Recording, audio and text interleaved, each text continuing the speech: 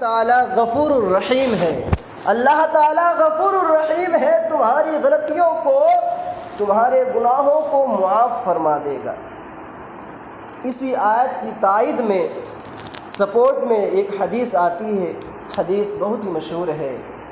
اللہ کے پیارے حبیب نے فرمایا، صحیح البخاری اور صحیح مسلم کی حدیث ہے کہ اللہ کے پیارے حبیب صلی اللہ علیہ وسلم نے فرمایا، من صام رمضان ایمانا واحتسابا غفر له ما تقدم من ذنبه۔ اس حدیث کے اندر بھی اللہ کے رسول صلی اللہ علیہ وسلم نے گناہوں کی مغفرت کا اعلان کیا ہے کہ کوئی انسان، بہت پیاری حدیث ہے، غور سے سنیے، کوئی انسان رمضان کا روزہ رکھتا ہے، کس لیے؟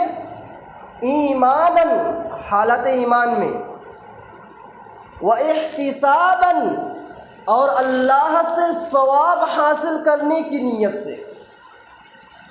حالت ایمان میں ثواب حاصل کرنے کی نیت سے اگر کوئی روزہ رکھتا ہے تو اللہ کے پیارے حبیب نے فرمایا، غفر له ما تقدم من ذنبه، آدمی کے تمام صغیرہ یعنی چھوٹے چھوٹے گناہ معاف کر دیا جاتا ہے، چھوٹے چھوٹے گناہوں کو مٹا دیا جاتا ہے۔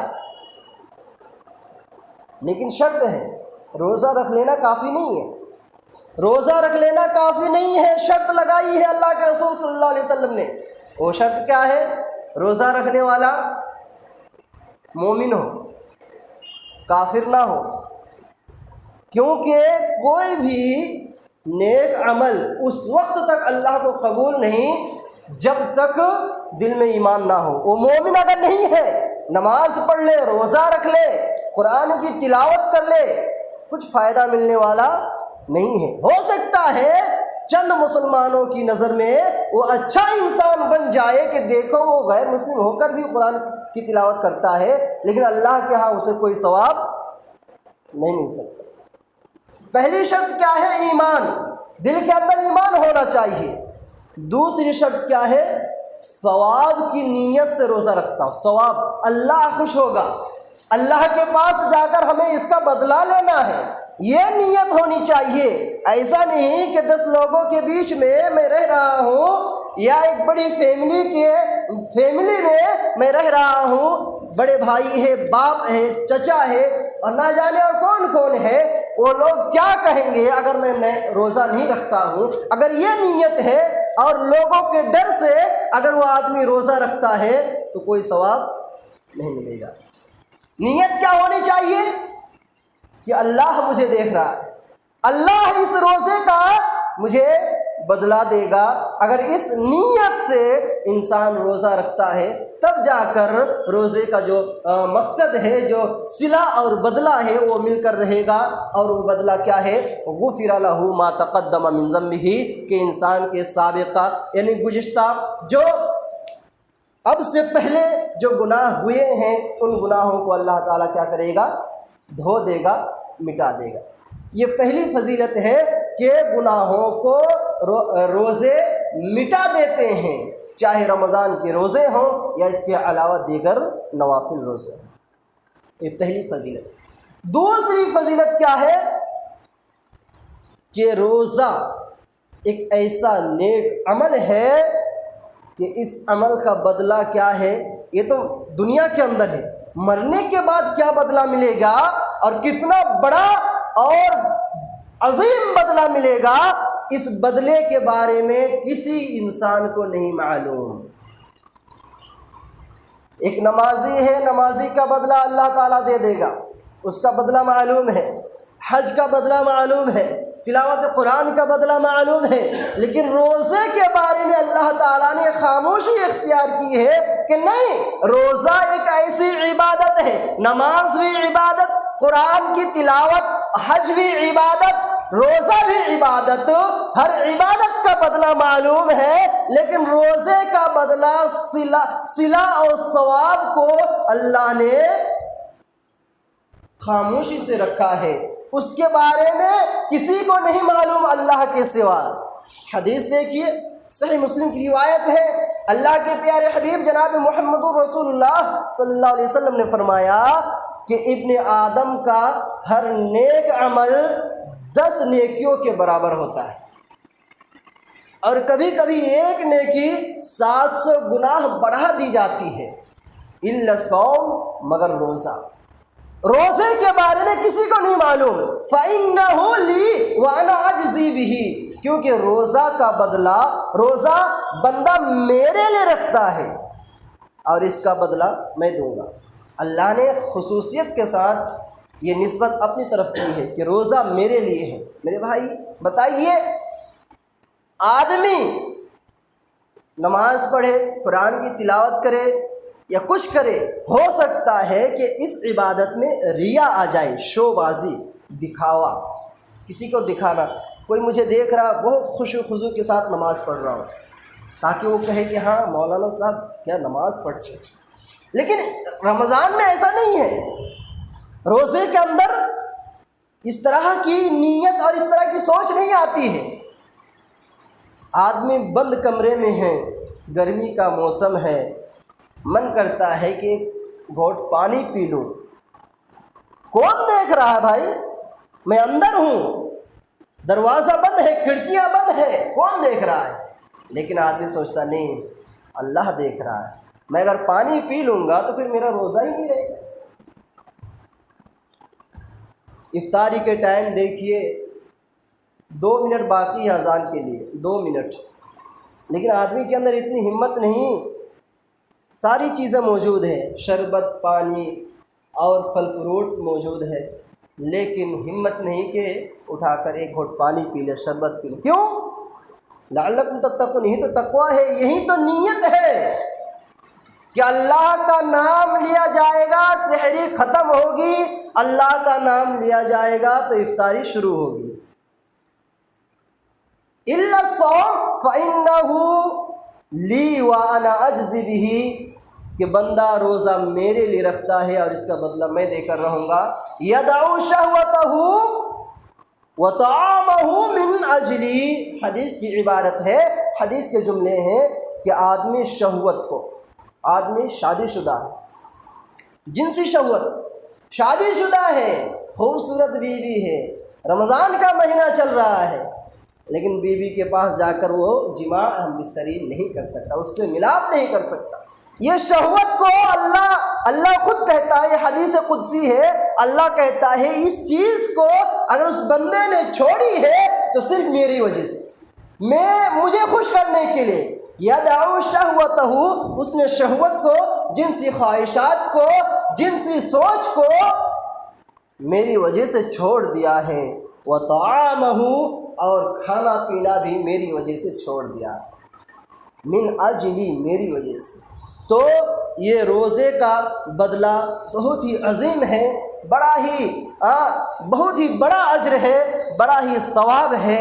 اس ثواب کے بارے میں اللہ کے سوا کسی کو علم نہیں ہے، کیونکہ ہر عبادت کا بدلہ فرشتے نوٹ کر لیتے ہیں، لکھ لیتے ہیں، کون کتنی نمازیں ادا کی ہے، کون کیا کیا ہے، فرشتوں کو معلوم پڑ جاتا ہے، لیکن روزے کے بارے میں فرشتے بھی نہیں جانتے ہیں، فرشتے بھی اس کا ثواب اور صلہ کو نوٹ نہیں کر پاتے ہیں، کیونکہ یہ نیت سے ہوتا ہے، یہ نیت سے تعلق رکھتا ہے روزہ، یا اس نیت کو اللہ کے سوا کوئی نہیں جانتا ہے، نیت کو اللہ کے سوا کوئی نہیں جانتا ہے۔ ہو سکتا ہے آدمی بظاہر احوال دیکھ کر، ظروف دیکھ کر یہ بتا دے کہ آدمی ایسا ہے، لیکن ایسا نہیں کہ کہنے والا بالکل سچ ہے، اپنی بات پر بالکل سچا اور پکا ہے۔ نیت تو کوئی نہیں جان سکتا سوائے اللہ کے۔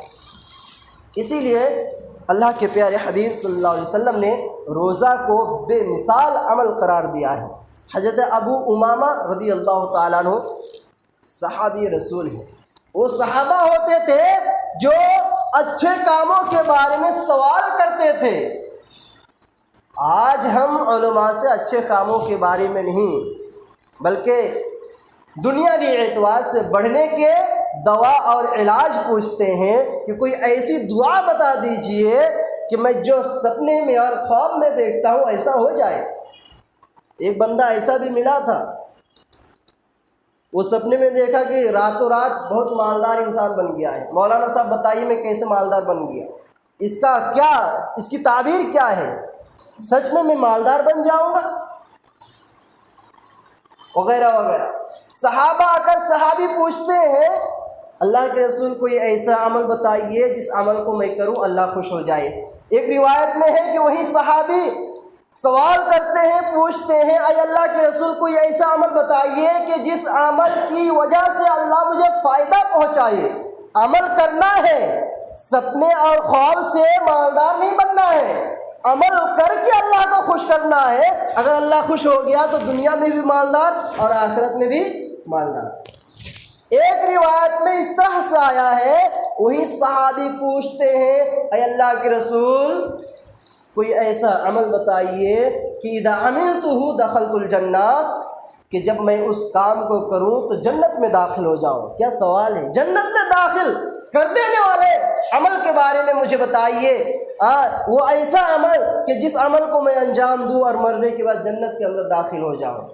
تو اللہ کے رسول صلی اللہ علیہ وسلم نے فرمایا علیک بالصوم فإنہ لا عدل لہ، روزہ رکھا کرو، روزہ رکھا کرو کیونکہ روزے کے برابر کوئی عمل نہیں ہے۔ یہ دوسری فضیلت ہے کہ روزے کا جو ثواب ہے، صلہ ہے، اللہ کے علاوہ کسی کو نہیں معلوم ہے۔ تیسری فضیلت یہ ہے کہ روزے دار مرنے کے بعد جنت کے اندر جائیں گے، اور ایک خاص دروازہ ہے، ان فی الجنت بابا یقال لہ الریان، جنت میں ایک ایسا دروازہ ہے جسے ریان، باب الریان کہا جاتا ہے۔ قیامت کے دن فرشتے یہ کہیں گے این الصائمون، روزہ رکھنے والے کدھر ہیں؟ روزہ رکھنے والے کہاں ہو؟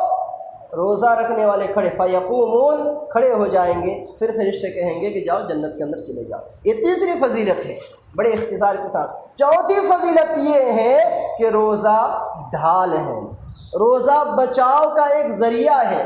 کس طرح سے؟ الصیام جنۃ، روزہ ڈھال ہے۔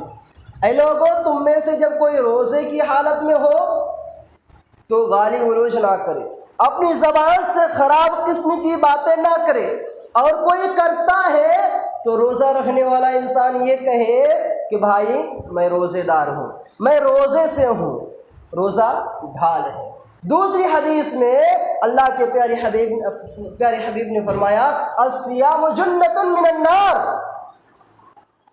کجنۃ احدکم من القتال، کہ جہنم سے بچاؤ کا ایک ذریعہ ہے روزہ، جس طرح سے جنگ میدان میں قتال کے وقت تم ڈھال لیتے ہو بچاؤ کے لیے، دشمنوں کی وار سے بچاؤ کے لیے جس طرح سے ڈھال لیتے ہو، اسی طرح جہنم سے بچاؤ کا ڈھال کیا ہے؟ روزہ ہے۔ جہنم سے بچانے کا ذریعہ روزہ ہے، اور اپنی جنسی شہوت کو بچانے کا نام روزہ ہے۔ صرف ڈھال جنگ میدان سے نہیں ہے، جہنم کی آگ سے نہیں ہے، بلکہ جنسی خواہشات کو بھی بچانے کا ایک ذریعہ ہے۔ وہ آیت اور وہ حدیث سنے ہوں گے کہ تم میں سے جب آدمی نوجوان ہو جائے لیکن روپیہ پیسہ نہیں ہے، شادی کرنے کی عمر کو پہنچ جائے، لیکن بیوی کو کھلانے پلانے اور اس کا خرچ برچ اٹھانے کی استطاعت اور طاقت نہیں رکھتا ہو، تو اللہ کے پیارے حبیب نے فرمایا روزہ رکھ لیا کرو۔ روزہ رکھنے سے کیا ہوتا ہے؟ آنکھوں کی حفاظت ہوتی ہے، اور جو جنسی خواہشات ہیں وہ کنٹرول میں آ جاتی ہے، آدمی کے بس میں آ جاتی ہے۔